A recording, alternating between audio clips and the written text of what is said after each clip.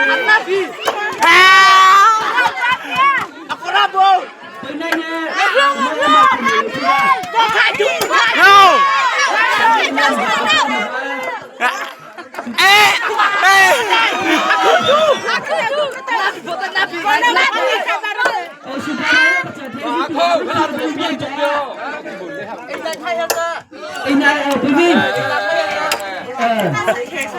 Berabu.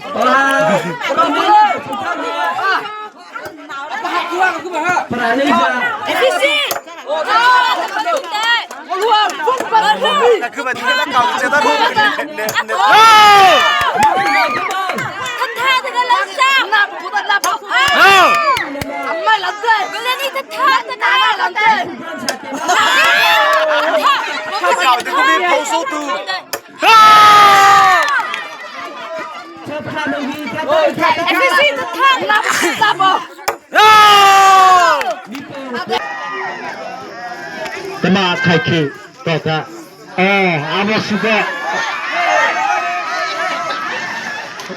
Official nak pertanyaan kah? Wahai kita.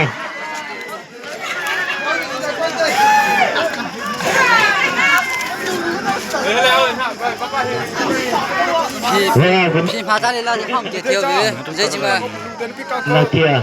xí lên mà ta chỉ được làm được tâm cái Lại cho đại kia ha. Khi lao tờ nó sẽ là vật gì ha là vào tụi mà ha.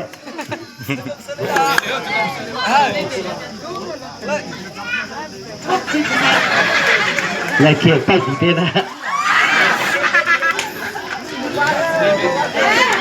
Ha ha, pasal ba acara mà perlu lihat ta.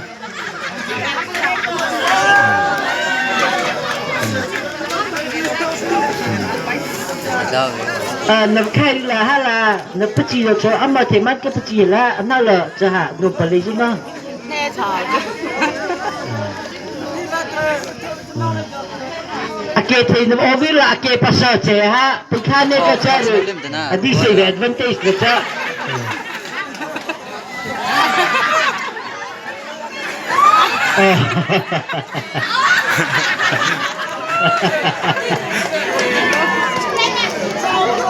Oh God, tapi punya semua. Imapan nam kita tahu saja tapi imapiya dia berita. Imapan saja bawa sulai.